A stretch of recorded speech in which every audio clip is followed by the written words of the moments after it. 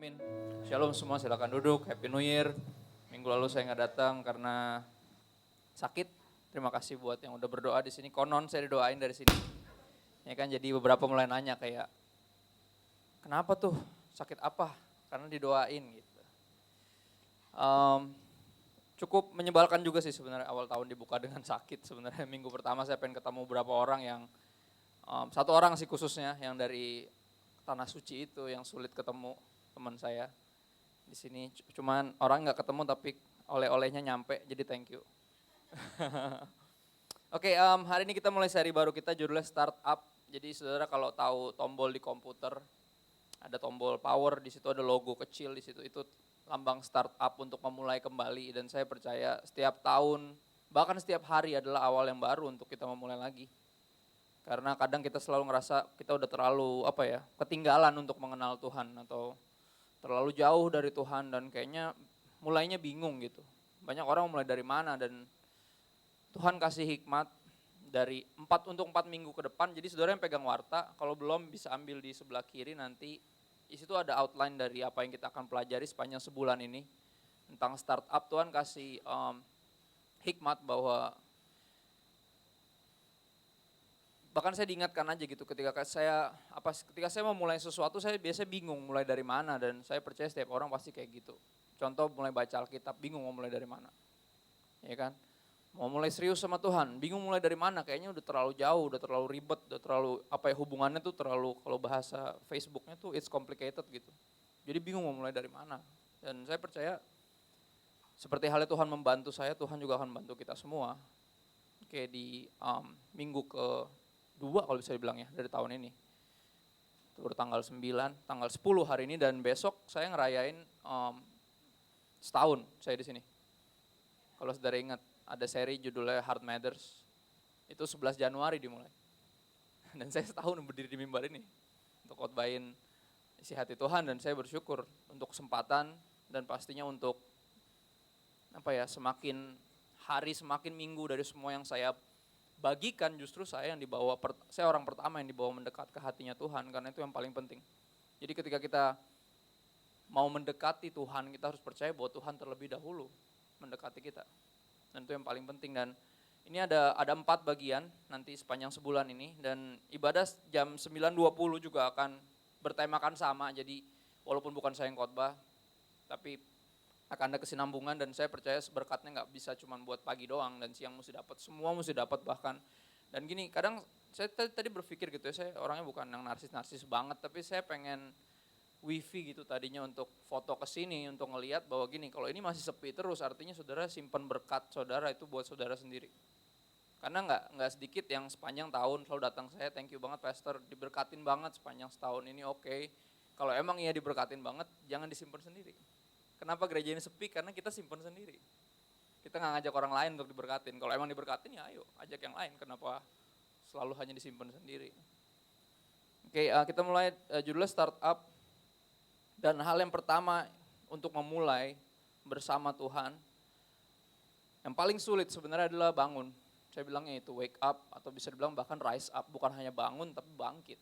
Karena beberapa dari kita bukan cuma tidur secara rohani tapi mati. Dan orang yang bangun nggak selalu orang yang miskin doang yang mesti bangun pada kenyataan ini. Ada orang-orang kaya juga yang nggak ngerasa butuh Tuhan. Dan kita mulai dengan, kita buka Ulangan 11. Di awal tahun, di minggu-minggu pertama tahun ini, Tuhan langsung membawa perenungan ke ayat yang sebenarnya sederhana. Ayat yang merangkum seluruh masalah kita dan juga solusi kita. Solusi kita, Tuhan memberikan kepada kita pilihan. Pilihan untuk orang mau serius sama Tuhan. Setiap awal tahun semua orang memilih untuk mau serius sama Tuhan. Selalu kayak gitu. Walaupun kadang bertahannya cuma seminggu pertama doang. Seminggu saudara, ada yang berapa hari doang, 3 hari mulai baca Alkitab, habis itu nyerah. Baru jalan 3 hari bersama Tuhan, tiba-tiba aduh kayak udah kejauhan Tuhan, aku udah kayak susah gitu mau mulai kenal Tuhan dari mana. Ulangan 11 mulai ayat 26 sampai 28. 26 sampai 28 dikatakan di situ. Lihatlah, aku memperhadapkan kepadamu pada hari ini berkat dan kutuk. Ini seorang hamba Tuhan yang berkata kayak gini kepada umat Tuhan. Dan dibilang pada hari ini aku memperhadapkan kepadamu Berkat dan kutuk ada pilihan. Dan dua-duanya ada di sini. Berkat apabila kamu mendengarkan perintah Tuhan Allahmu yang kusampaikan kepadamu hari ini. Itu berkat, saudara. Berkat adalah ketika kita bisa mendengarkan dan mau mendengarkan. Karena kalau mau pasti bisa. Kalau mau pasti bisa. Berkat apabila kamu mendengarkan perintah Tuhan Allahmu yang kusampaikan kepadamu hari ini, dan kutuk sebaliknya. Jika kamu tidak mendengarkan perintah Tuhan Allahmu dan menyimpang dari jalan yang kuperintahkan kepadamu pada hari ini dengan mengikuti Allah lain yang tidak kamu kenal. Problem kita selalu sederhana. Kembali ke Heart Matters seri tahun lalu. The heart of the matter is the matter of the heart. Masalahnya selalu ada di hati. Kita punya Allah yang lain. Kita punya pribadi lain yang kita andalkan selain Tuhan. Atau lebih parah lagi, kita mengandalkan benda, materi. Lebih dari Tuhan, sang pemberi materi. Tuhan yang hidup kita gantikan dengan benda-benda mati. Yang sama sekali gak bisa diandalkan. Problem kita adalah apa? Kita dikasih pilihan berkat sama kutuk. Dari awal manusia pertama juga, dari manusia pertama udah dikasih sama Tuhan. Kasih pilihan kalau mau berkat. Enggak, sebenarnya bukan kalau mau berkat, kita itu gereja berkat Indonesia, kita selalu berpikir kalau kita mau diberkati, kita harus taat. Sebenarnya salah, kalau kita taat itu berkat buat kita sebenarnya. Karena kalau kita nggak taat itu begonya kita sendiri. Ada kutuk depan hidung, kita ambil. Dan nggak perlu taat untuk diberkatin, ketika kita taat itu berkat sejati. Ketika kita mau dengerin apa kata Tuhan karena maunya Tuhan, rencananya Tuhan, impiannya Tuhan pasti terbaik. Pasti lebih baik dari punya kita. Jadi ketika manusia pertama memilih untuk gak dengerin Tuhan, mereka sedang mengutuk dirinya sendiri. Mereka mengutuk dirinya sendiri, bukan kayak, aduh gue mau nurut nih sama Tuhan nih, kalau gak ntar gue dikutuk, jadi kodok, apalah yang gitu-gitu. Kita kebanyakan nonton cerita-cerita gitu, jadi kita berpikir kalau kita gak nurut, Tuhan terkutuk kita jadi miskin. Padahal enggak. Ada berkat dan kutuk. Berkat ketika kita dengerin Tuhan, dan kutuk kalau kita gak mau dengerin dia dan kita lebih memilih. Saudara tahu, kita semua tahu, nenek moyang kita memilih untuk gak taat sama Tuhan dan mereka mengutuk dirinya sendiri.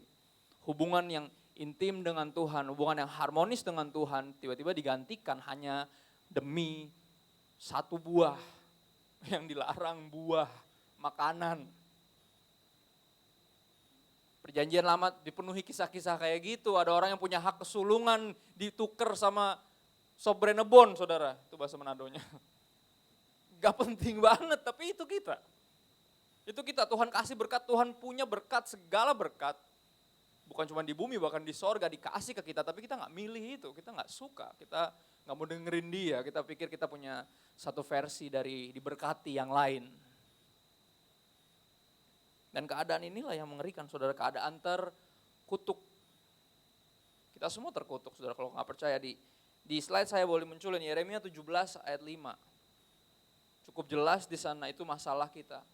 Kita akan selalu mulai dengan masalah, karena kalau kita gak pernah ngerasa bermasalah, kita gak akan pernah ngerasa perlu untuk mendekat kepada Tuhan. Gak pernah ngerasa perlu untuk mulai serius sama Tuhan, karena kita gak ngerasa butuh dia, kita gak ngerasa gak ada masalah kok dalam hidup gua.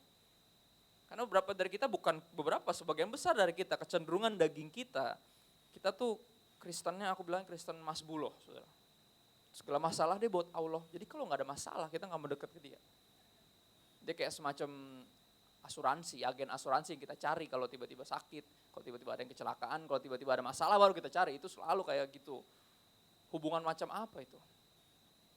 Hubungan yang aneh dan timpang, kita nggak percaya ada hubungan yang kayak gitu.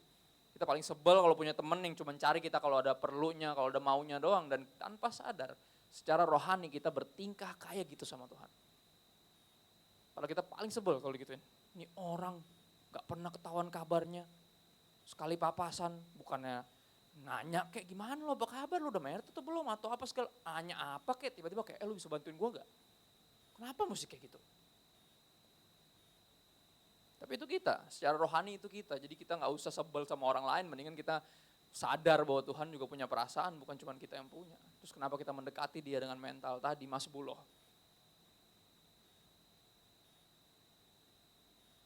Kita memposisikan diri kita memilih kutuk. Dengan cara gimana? Sudah ada di situ, Yeremia 17 ayat 5, beginilah firman Tuhan, terkutuklah orang yang mengandalkan manusia. Semua kita cenderung mengandalkan yang kelihatan, makanya di sepanjang Alkitab, Israel yang dibimbing sama Tuhan sendiri, bahkan dengan hadirat Tuhan yang nyata, saudara, nyata, bukan secara rohani tapi nyata banget kelihatan, tiang awan, tiang api, itu tuh spektakuler saudara, kalau saudara bayangin. Kelihatan penyertaan Tuhan. Tapi mereka gak suka, mereka pengen punya raja yang kelihatan karena bangsa-bangsa lain menyembah dewa-dewi yang tidak terlihat tapi punya raja dan ratu yang terlihat, mereka gak mau kalah sama raja lain. Apa yang kurang enak dari dipimpin sama Tuhan sendiri, tapi kita pengen punya yang kita bisa lihat dan kita bisa andalkan. Kecenderungan tolol kita adalah mengandalkan manusia. Kecewaan kita selalu dimulai dari akhirnya sadar bahwa manusia gak bisa diandelin. Kita mengutuk diri kita sendiri ketika kita mengandalkan manusia. Dan berikutnya ketika orang lain gak bisa diandelin, akhirnya kita mulai ngandelin siapa, saudara? Ya, gak ada yang jelas, gak ada yang bisa dipercaya, udah gue andelin diri gue sendiri. Sama gak jelasnya. Karena kita manusia bukan? Oh iya kan? Terkutuk orang yang mengandalkan manusia, mengandalkan kekuatannya sendiri. Kenapa? Karena kita manusia. Sama-sama gak jelas. Berapa kita mengandalkan kepandaian kita sendiri. Yang konon kita punya kepandaian, otak manusia itu terus berubah, terus berkembang, konon terus berkembang. Dan firman Tuhan ketinggalan zaman karena firman Tuhan tidak berubah. Padahal kita tahu sesuatu yang berubah-ubah, bahkan sesuatu yang berkembang gak bisa dipercaya. Karena berubah-ubah. Saudara bisa percaya emang sama orang yang hari ini ngomong gini, minggu depan dia bisa jadi berubah lagi. Karena pikirannya bisa berkembang. Enggak. Kita hanya bisa mengandalkan pribadi yang janjinya seperti fajar pagi hari. Yang gak pernah terlambat bersinar. Yang kalau ngomong ini artinya ini. Kalau ngomong itu artinya itu. Gak pernah berubah. Berapa kita mengandalkan kepandaian kita sendiri dan berpikir. Aneh, satu yang ironis, manusia bisa berpikir mereka lebih pinter dari Tuhan. Kayak geli abis, saudara, anak saya baru kemarin ulang tahun umur 3. Oke, yang satunya udah lebih gede dikit, 4 tahun lebih dikit. Udah 4 tahun. Dan bayangin gak saudara, berapa kali kita dalam perjalanan, saya ke Sukabumi atau kemana naik nyetir gitu, terus tiba-tiba anak saya selalu nyempil di sini. Saya bilang jangan di situ, nanti kalau ngerem mendadak kamu mental ke depan. Tapi dia gak mau, dia selalu pengen di situ karena nyari AC, biar adem. Terus ngoceng-ngocehin, terganggu-ganggu, papa lihat deh. Tiba-tiba cium pipi, kayak pokoknya ada aja ngeganggunya. Dan nyebelinnya adalah gini, bayangin anak umur, anggap dia udah lebih pintar dikit deh. SD itu kelas 6, oke, anggap deh. Kelas 1 SD itu umur 6, anggap udah kelas 1 SD dia berasa udah gede. Terus tiba-tiba ntar kita dalam perjalanan, misalnya contoh ke Cirebon lah yang tinggal lurus ya kan, sekarang udah ada tolnya. Terus tiba-tiba dia nanya, karena lama banget ya gak nyampe-nyampe, terus, "Pak, kita mau kemana sih? Papa sebenarnya tahu gak sih jalan ke situ?" Murni cuman karena gak nyampe-nyampe. Beberapa dari kita setengil itu sama Tuhan. Ya lalu lahir baru tahun berapa cuy, kata Tuhan, gue udah ada dari kekal sampai kekal, gue bukan cuma tahu masa depan, gue udah di masa depan. Dan lu bertingkah seolah lu yang lebih tahu dari gue, lihat gak? Bisa-bisa ada manusia yang berpikir bahwa Tuhan gak ada dan bikin buku judulnya The God Delusion. Wow, sombong sekali. Bener, gak ada yang lebih sombong daripada gini. Sampai sekarang orang-orang terpandai dan alat-alat tercanggih belum pernah bisa mengukur alam semesta. Sampai sekarang ukuran alam semesta masih misteri. Tapi entah kenapa ada orang-orang yang cukup sok tahu untuk ambil kesimpulan bahwa kayaknya gak ada yang nyiptain deh. Coy, lu tahu aja kagak gedenya seberapa. Kok bisa-bisa lu ambil kesimpulan yang gak ada yang nyiptain? Gak usah ambil kesimpulan dulu, cari tahu aja dulu segede apa. Baru ntar ambil kesimpulan. Lihat gak? Itu kita. Mengandalkan manusia, mengandalkan kekuatan sendiri, dan Tuhan, Alkitab, firman Tuhan berkata jelas itu posisi yang terkutuk. Kita lagi mengutuk diri kita sendiri. Karena kita lagi mengandalkan siapapun, bahkan apapun yang tidak dapat diandalkan. Dan tentunya kalau kita mengandalkan manusia dan mengandalkan diri sendiri, biasanya kita tanpa sadar saudara, kita bisa ke gereja nih, bisa baca Alkitab tiap hari bahkan. Tapi entah gimana jiwa kita menyadari bahwa kita tuh lagi hidup dalam kepura-puraan. Karena apa? Sebenarnya hati kita lagi menjauh dari Tuhan. Kita nggak bisa ngandelin dua pihak secara bersamaan, saudara. Kalau ngandelin Tuhan artinya nggak ngandelin yang lain. Kalau ngandelin yang lain artinya nggak ngandelin Tuhan.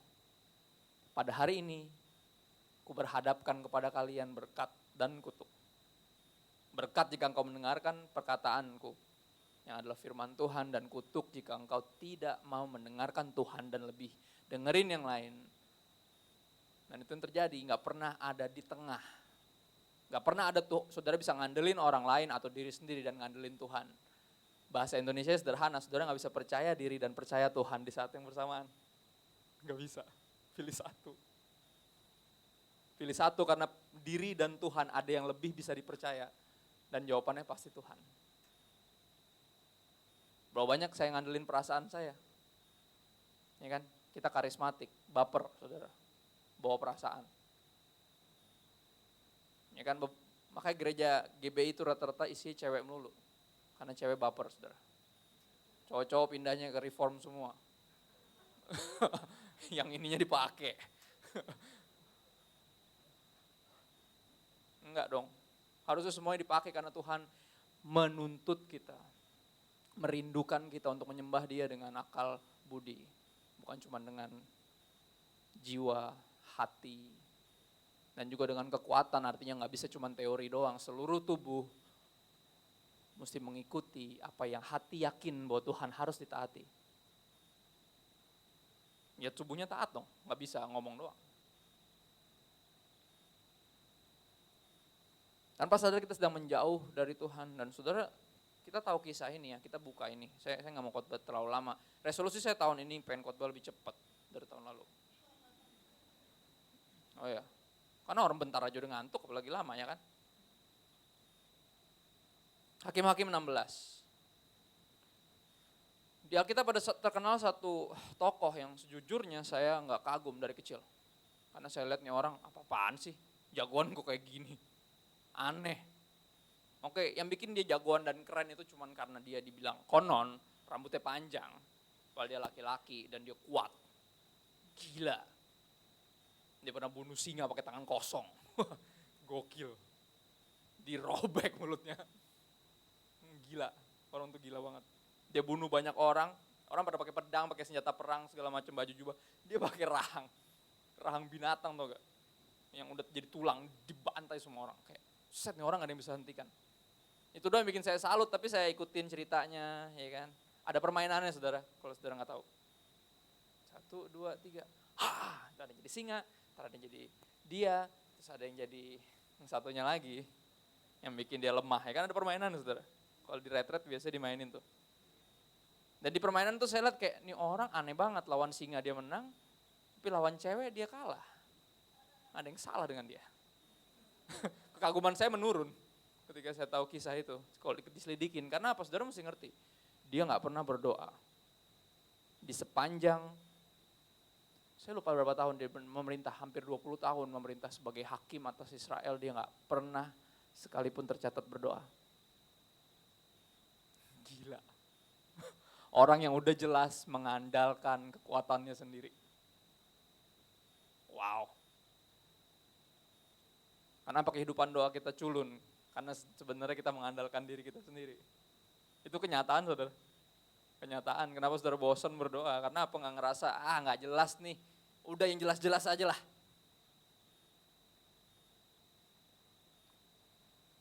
Hakim-Hakim 16 ayat 27 sampai 30, saudara mesti tahu ini ayat satu-satunya atau dua-duanya, ini beberapa ayat di mana dia akhirnya berdoa. Saudara tahu yang saya bilang kan?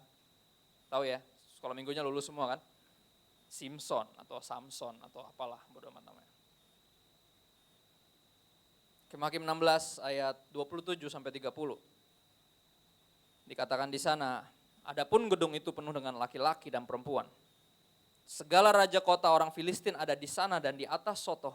Ada kira-kira 3.000 orang laki-laki dan perempuan yang menonton lawak Samson itu. Lihat gak? Jagoan ini jadi badut. Jadi badut. Saudara mesti ngerti di perjanjian baru Tuhan bilang, manusia dengan hikmatnya itu kebodohan di mata Allah. Kayak lawak, Kayak yang tadi kita ketawa, kenapa? Ketika anak saya bilang kayak, papa tahu gak sih sebenarnya jalan ke situ? Kita ketawa kan? Karena itu lawak sebenarnya. Dan kesombongan kita di mata Tuhan udah kayak lawak. Kayak anak kecil yang gak tahu apa-apa. Tapi mengkritik papahnya seolah papahnya gak tahu apa-apa. Lawak bener, kita ketawa karena itu lucu. Tapi itu kita. Simpson yang kuat itu saudara. Yang konon rambutnya dibagi 7. Saya gak ngerti sampai saya kenal atau tahu sosok yang namanya Bob Marley. Bob Marley rambutnya cuma beberapa helai saudara, tapi satu helai segede-gede gini. Saya yakin dia gimbal, bagi 7, gila banget. Saya gak pernah lihat orang gimbal palanya dibagi 7, itu gede-gede banget. Ada band yang lagi terkenal banget, band vokalisnya orang kulit hitam gitu. Rambutnya gak jelas gitu bentuknya. Satu gede banget gak jelas, terus sisanya beberapa helai doang. Itu lagi terkenal banget tuh band, gak tahu kenapa terkenalnya, lagunya biasa aja padahal. Ntar biasanya terkenal baru gitu dong, biasanya udah sombong. Saudara lihat manusia tuh benar-benar aneh. Suara dari Tuhan, hidup dari Tuhan. Kok bisa ya berasa Tuhan?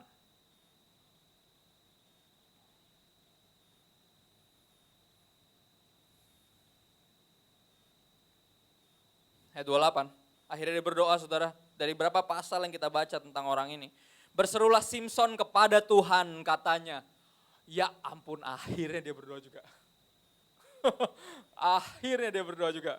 Dia lawan singa gak pakai berdoa. Lawan ratusan orang gak pakai berdoa, pakai tangan kosong dia habisin semua. Dia milih perempuan, saudara mesti ngerti. Kenapa dia bisa berakhir di tempat lawak itu? Nah, dia milih perempuan gak pernah tanya Tuhan, nanya orang tuanya aja enggak. Benar, tiba-tiba datang, mah mau dong yang ini. Kawin ini ya. Lihat dia kawin sendiri aja kagak bisa, masih datang ke emaknya. 2 kali saudara, dia memilih pelacur, dua-duanya pelacur. Mau-maunya dewek, berasa pinter sendiri. Berasa tahu apa yang dia butuhkan, itu dia kita. Kenapa kita sering berantem sama Tuhan? Enggak secara langsung ya saudara, kalau secara langsung udah kelar hidup lo ya kan. Enggak mungkin kita berantem langsung sama Tuhan. Kenapa kita selalu sering bertengkar sama Tuhan? Beradu argumen, kenapa? Karena kita berpikir ini yang terbaik. Menurut kita. Dan berakhir bukan itu yang terbaik. Terus kita nyalain Tuhan, kenapa? Kata Tuhan, kenapa? Kan gitu. Kenapa jangan diarahin ke Tuhan, dan juga Tuhan yang nanya ke kita, kenapa? Lu pilih yang itu kan gue udah bilang. Ini kan? Pertanyaan kepada Tuhan, belum lama seperti biasa lah ya, berapa bulan sekali, selalu ada selang teman-teman saksi Yehova datang ke rumah bawa buklet-buklet yang sangat menarik itu gambarnya kan. Pertanyaan yang diajukan kepada Tuhan, ada 3 pertanyaan yang diajukan kepada Tuhan. Saudara mesti tahu, 3-tiganya pertanyaannya sebenarnya cuma 1. Mengapa? Mengapa? Mengapa? Dan mengapa? Ada juga pertanyaan itu ditanya sama Tuhan, mengapa? Kenapa lu pilih itu? Kan udah gue kasih, ada pilihan jelas, berkat dan kutuk, kenapa kamu pilih itu? Jangan tanya sama Tuhan kenapa. Tuhan yang mesti nanya sama kita kenapa. Kenapa kamu mengandalkan manusia? Kenapa kamu mengandalkan kekuatanmu sendiri dan melupakan aku? Pertanyaan kenapa? Mengapa itu pertanyaan Tuhan buat kita. Bukan pertanyaan kita buat dia.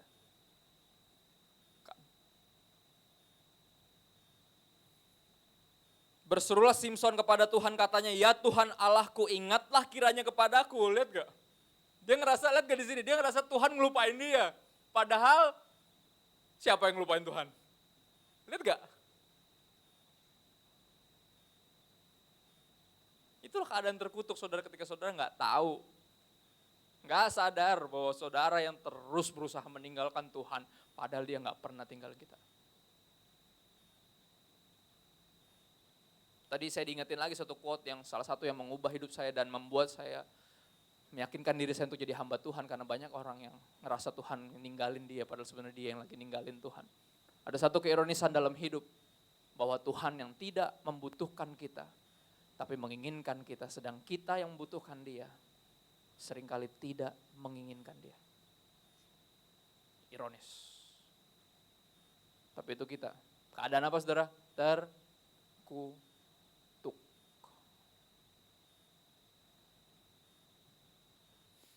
Ingatlah kiranya kepadaku dan buatlah aku kuat sekali ini saja ya Allah. Lihat akhirnya dia berdoa dan memohon, akhirnya dia sadar. Dia sadar dan disebut sebagai wake up apa yang kita bahas hari ini. Sekali ini saja ya Allah supaya dengan satu pembalasan juga kubalaskan kedua mataku itu kepada orang Filistin. Lihat gak? Sekalinya berdoa. Dia berdoa untuk balas dendam. Gila. Lihat gak nih orang? Bener. Doa kita sekali-kalinya kita berdoa, doanya aneh saudara.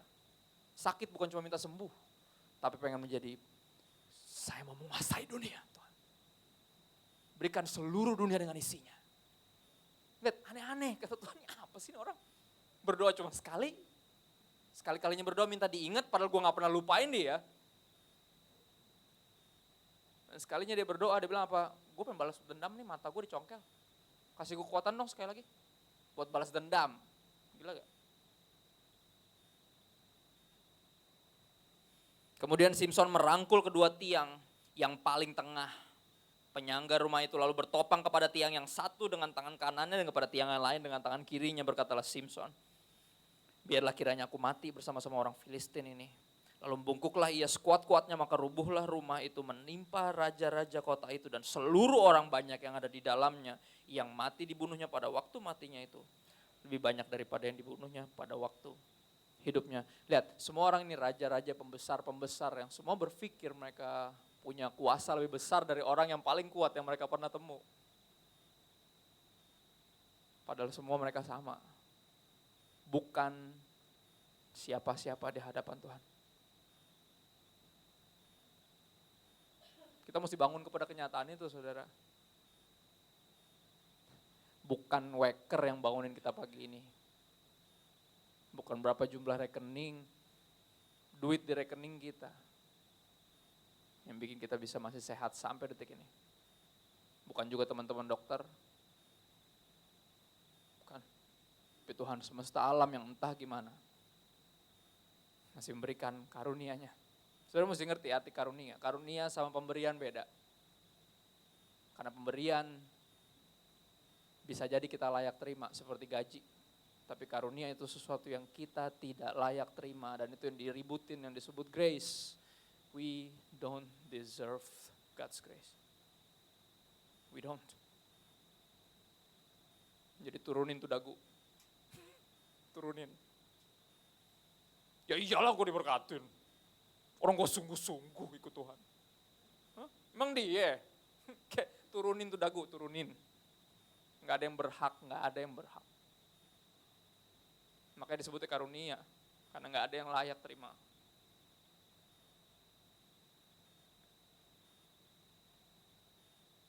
Ngomongin Simpson gak ada habisnya saudara. Karena ini ada dalam kehidupan sehari-hari kita. Kita ngandelin orang lain, ngandelin kekuatan kita sendiri dan melupakan Tuhan dan berpikir Tuhan ngelupain kita.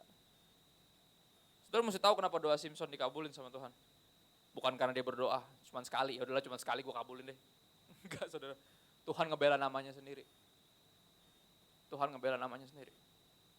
Tuhan gak lemah yang perlu kita belain, saudara-saudara mesti ngerti. Anak kedua saya kasih nama anaknya Davar Lionel, saya kasih nama itu. Untuk ingetin saya Tuhan gak perlu dibela. Belain Tuhan kayak belain singa. Gak perlu singa dibelain, tinggal buka kandangnya, dia akan bela dirinya sendiri. Dan sebagai hamba Tuhan saya sering tergoda untuk belain Tuhan. Untuk mencoba mencari jawaban dari why this happen. Saya mencoba membela Tuhan, kenapa Tuhan ambil suami saya, kenapa Tuhan ambil anak saya, kenapa Tuhan biarin ini terjadi, kenapa. Kalau Tuhan tahu kita mau makan tuh buah, kenapa tuh buah ditaruh depan hidung kita. Saya berusaha membela Tuhan selama ini, tapi ternyata Tuhan gak perlu dibela. Firman Tuhan seperti singa mengingatkan saya, gak perlu belain Tuhan.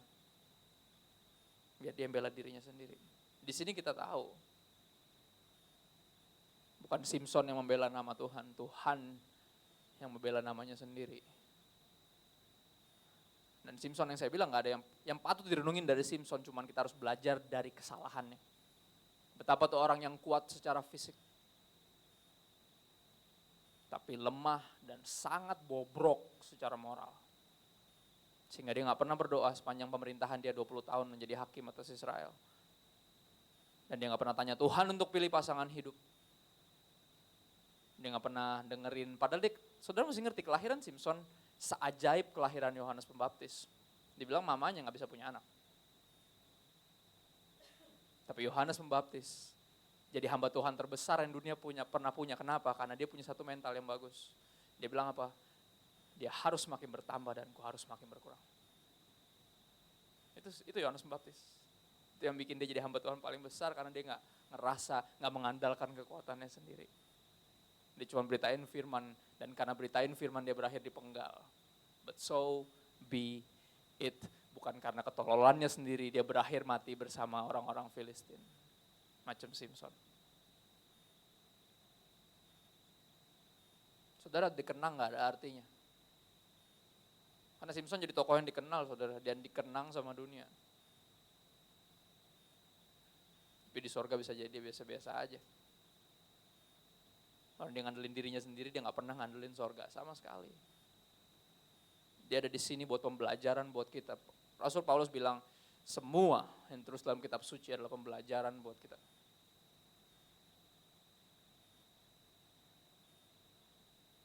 Slide berikutnya, Efesus 5 ayat 14. Ditulis di sana. Itulah sebabnya dikatakan bangunlah hai kamu yang tidur.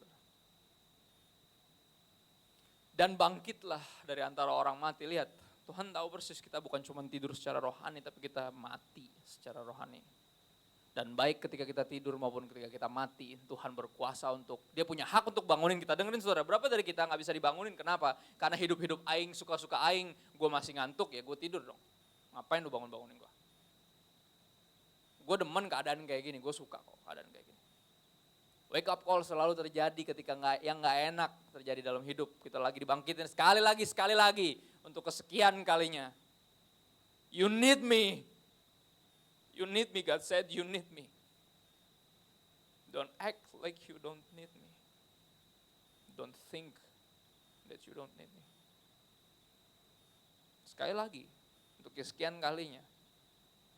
Dan saya gak tahu frekuensinya kayak lebih sering.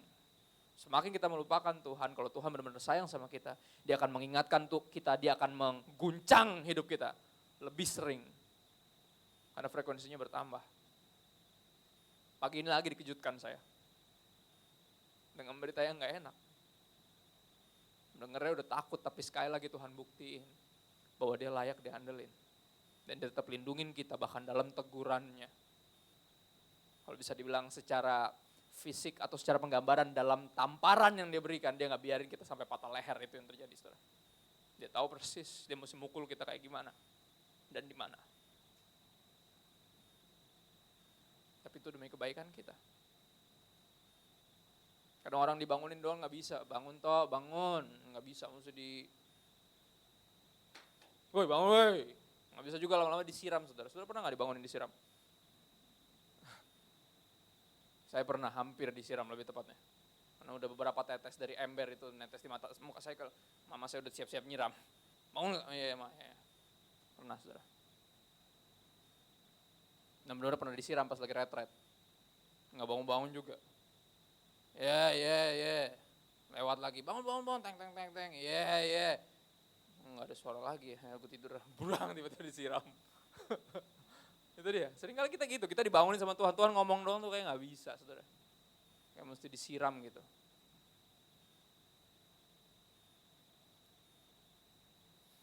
Bangunlah hai kamu yang tidur dan bangkitlah dari antara orang mati dan Kristus akan bercahaya atas kamu. Karena ketika kita bangun, kita baru bisa ngelihat cahaya. Kalau kita masih merem, ya mau di sekeliling kita, mau berkat Tuhan kayak apa, kayak bling-blingnya, saya bilang kayak gitu. Karena berkat Tuhan tuh berlimpah saudara, kalau disadari. Tapi karena kita tidur, karena kita mati, kita gak ngerasa itu berkat Tuhan, ini jerih lelah gue yang capek. Lu gak tahu harga satu tetes keringat gue. Hah? Gak tahu berapa harganya. Gak ada harganya kalau lu mati. Mayat gak ada yang keringetan kok. Lihat gak? Yang berharga itu tetes darahnya Kristus. Kematiannya dia yang bikin kita hidup. Dan kebangkitan yang buat kita gak hidup buat diri sendiri. Kita mesti bangkit. Kita mesti bangun. Hei, bangun. Bangunlah hai kamu yang tidur dan bangkitlah dari antara orang mati dan Kristus akan bercahaya atas kamu. Lukas 15 ayat 17 ayat terakhir saya. Saya berjanji saya lebih cepat tahun ini. Dan mudah-mudahan Tuhan mengabulkan doa saya. Karena itu perwakilan dari doa banyak orang. Bisa gak sih orang ngomong lebih cepat gitu? Gue udah ngerti maksudnya dia. Saudara percaya deh, berapa dari saudara sebagian besar dari kita udah tahu apa yang saya omongin tadi benar dan saudara gak perlu lagi diomongin sebenarnya. Tapi orang tidur gak bisa bangunin dirinya sendiri, sekali lagi. Harus ada yang udah bangun duluan yang untuk bangunin orang lain. Ada yang mesti dibangkitkan duluan untuk bangkitin lagi orang lain. Karena saya tetap percaya firman Tuhan punya kuasa untuk bangkitin. Bahkan seperti bangkitin Lazarus yang udah 4 hari mati dan mulai membusuk. Punya kuasa untuk bangkitin satu lembah berisi tulang-tulang belulang. Itu firman Tuhan. Sebagai hamba Tuhan itu yang terjadi sama saya. Tuhan bangkitin saya pakai firman. Dan Tuhan bawa saya untuk beritain firman. Untuk bangunin orang yang tidur dan bangkitin orang yang mati. Lukas 15 ayat 17 ayat terakhir. Dan saya mau ceritain satu kenyataan yang saya sebenarnya gak mau cerita. Karena aib. Tapi gak bakal ada keajaiban kalau kata aib, saudara. Bener, cobain deh tulis keajaiban tanpa aib. Nggak tahu jadinya apaan. Nggak ada. Ada aib di situ.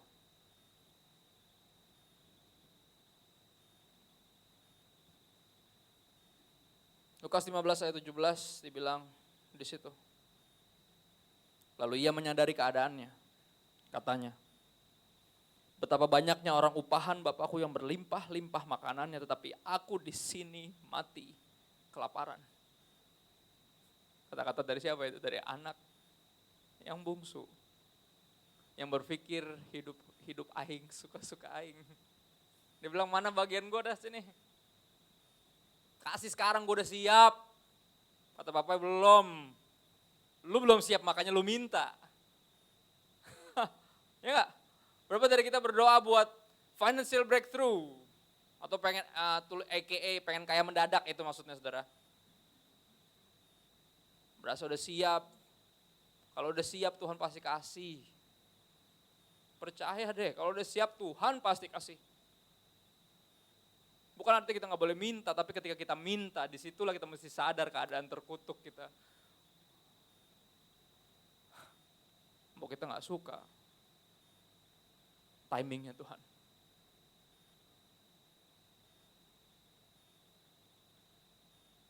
Gue udah siap, mana bagian gue? Ngerengek terus, tahu dari mana ngerengek? Karena papahnya gak mungkin kasih. Tapi kenapa dikasih? Karena pasti ngerengek, pasti. Kenapa Simpson diizinin 2 kali menikah sama pelacur? Ngerengek, pasti ngerengek.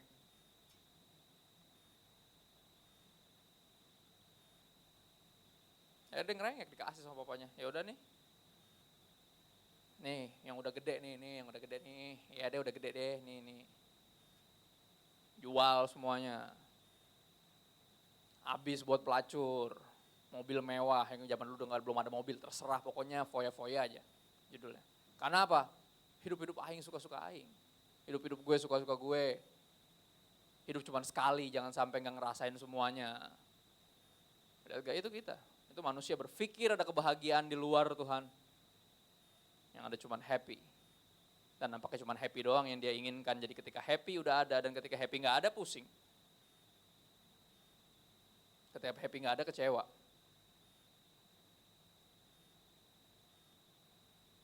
Kerja buat Tuhan selalu manis ya, tapi rasanya kenyataannya lebih sering pahit ya dari manis ya.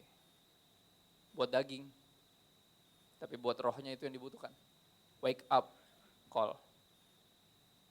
Bangun. Hey. Kenapa obat yang pahit sampai sekarang masih lebih manjur dari obat yang manis? Sebuah misteri. Enggak misteri sih sebenarnya. Karena kita tahu semua makanan yang sehat gak enak. Semua makanan yang enak nggak sehat. Kenyataan kok.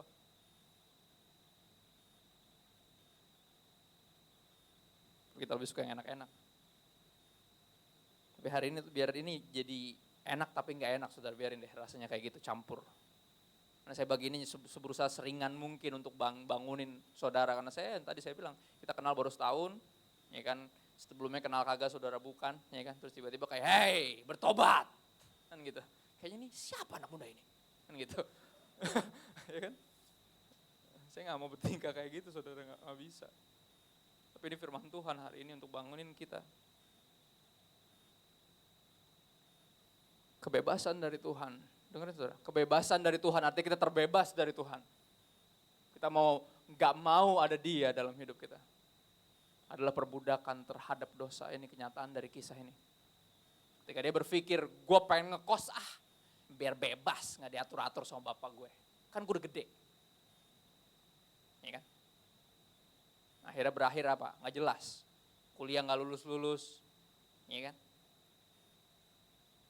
Ya, itu realita kok. Banyak yang ngekos bukan karena biar nggak capek bolak-balik, cuma biar nggak mau diatur aja sama bapaknya. Jadi kalau nggak belajar nggak ada yang ngomel-ngomel gitu.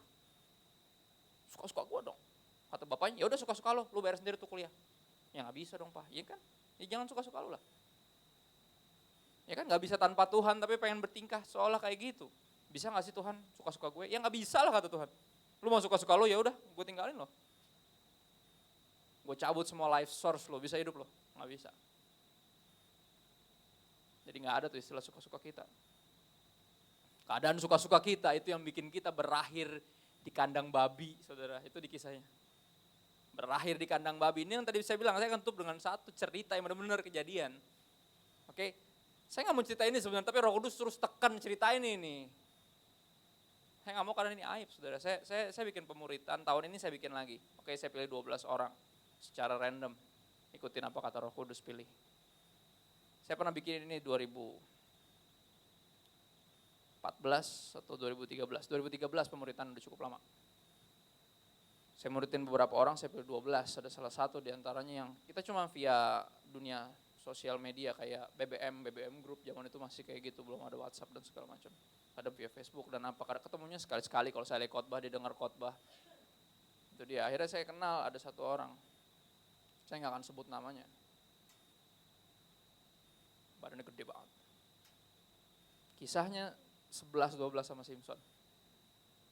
Dia pilih siapa yang dia mau pilih. Dengan semua bakat dan karunia-nya. Seorang worship leader, dan bukan cuma seorang worship leader, seorang trainer worship leader. Trainer di usia yang cukup muda. Dengan semua keahliannya dan mengandalkan kekuatannya sendiri. Satu hal kelemahan dia, gak bisa diomongin. Gak bisa. Sama sekali gak bisa. Dinasehatin, iya lu bener bro, tapi gak dibikin, sama sekali gak dibikin. Saudara mesti tahu dia berakhir di mana, saudara? Kandang babi. Enggak, itu cerita yang ini. Nah, ya serupa lah, dia berakhir di penjara, saudara. Penjara karena kasus penipuan. Oke, dia udah kayak pasangan penjahat Bonnie and Clyde kalau saudara nggak tahu kisah itu. Bersama calon istrinya, saudara. Menipu banyak orang, puluhan juta. Temannya sendiri, bahkan adiknya sendiri ikut ditipu sama dia. Sampai sekarang kita nggak pernah tahu kenapa dia berada di penjara, karena adiknya juga nggak tahu. Bayangin adiknya aja nggak tahu, apalagi saya siapa? Bukan siapa-siapa. Ada di penjara. Belum lama saya kunjungan untuk Natalan. Karena saya tahu Yesus pernah bilang, gak usah sok-sok pelayanan loh. Di mana lo pas gue di penjara? Kan gitu kata Yesus. Ya udah saya ke penjara. Karena saya nggak mau digituin, saudara. Pelayanan sana sini, doain orang sana sini, tapi nggak bisa nurut sama firman Tuhan. Saya ke penjara, samperin dia dengan Natalan. Dan berapa sebelumnya dia sempat katanya mau bunuh diri dan segala macam, sempat stres dan segala macam. Dia berharap dia selalu ngitung hari, kayak 10 hari lagi nih kita ketemu. Aku pikir kayak bakal ada desperation yang besar dalam hidupnya, dia ngerasa butuh Tuhan karena Tuhan di situ nggak ada yang bimbing secara rohani. Dan saya berpikir ketika saya ketemu, saya akan berjumpa dengan orang yang benar-benar udah secara spiritual compang-camping atau at least secara fisik kayak gitu, tapi salah. Saya ketemu orang yang malah ketika saya ketemu dia kenalin saya dengan orang-orang kuat yang ada di penjara. Dan ternyata semua sekarang belain dia. Dan saya langsung ngerasa, man, come on. Udah di penjara aja masih lu nggak belajar satu hal, terkutuk orang yang ngandelin manusia. Itu yang saya sedih. Berjumpa, dikenalin, ya kan, salah satunya penyanyi rohani yang dulu pernah nyanyi di gereja papa saya. Oh nih, kenal nih sama papa. Oh iya, papa gimana kabar? Baik. Oh iya, baik. Bagi duit dulu. Bagi duit. Ini beta minta uang karena beta kenal. Oh gitu. Jadi kalau nggak kenal nggak minta uang. Oke. Tadinya gue pengen bilang, gue kasih duitnya, justru gue kasih karena gue nggak kenal nih. Kalau kenal gue nggak kasih. Tadi pengen gue gituin, maksudnya logika apa itu? Tapi orang udah somplak saudara, ngerti maksudnya? Nggak nyambung ngomongnya juga. Dalam satu kata bisa ada haleluya puji Tuhan, bisa nyanyi lagu rohani, habis itu maki-maki orang. Dalam satu kalimat saudara. Kalau bukan somplak, saya nggak tahu apa yang terjadi. Kayaknya narkoba sih. Biasanya orang yang udah agak bipolar, biasanya bipolar yang disebabkan oleh narkoba itu bisa saudara, dibuat-buat sendiri. Bukan terlahir dengan itu, tapi dibikin. Entah minum obat penenang, atau minum yang lain-lain, itu yang dibuat-buat sendiri. Jadi ntar alibinya adalah, oh ya gue memang bipolar. Enggak, lu gak bipolar, lu gak mau dengerin Tuhan. Secara rohani lu bipolar. Kaget saya saudara, saya berharap ketemu dia yang minta didoain. Yang nanya apa pesan yang Tuhan bawa buat gue. Gue udah hampir nyerah di sini, saudara. Penjara tuh gila. Kehidupan penjara tuh gila. Kalau nggak punya duit nggak bisa makan, saudara. Kasih makanan basi. Dan saya berharap ketemu dia di sana dan dia disadarkan di situ akan kebutuhan dia yang terbesar akan Tuhan. Dan ternyata enggak, dia ketemu orang-orang kuat di sana dan semua jadi backingan dia. Dan berakhir saya doa basa-basi doang karena apa ya? Udah habis waktunya, mau gimana? Gue boleh doa ya? Oh iya doa. Dia aja lupa. Buat apa seks itu? Seks itu buat berdoa buat dia. Dan itu kita saudara. Masih gak sadar juga, lu udah di kandang babi. Lu lagi mau makan makanan babi. Mesti di titik itu dulu, mesti ya. Harus ya. Harus bangkrut dulu dan gak punya apa-apa untuk belajar gak ngandelin uang. Harus kayak gitu.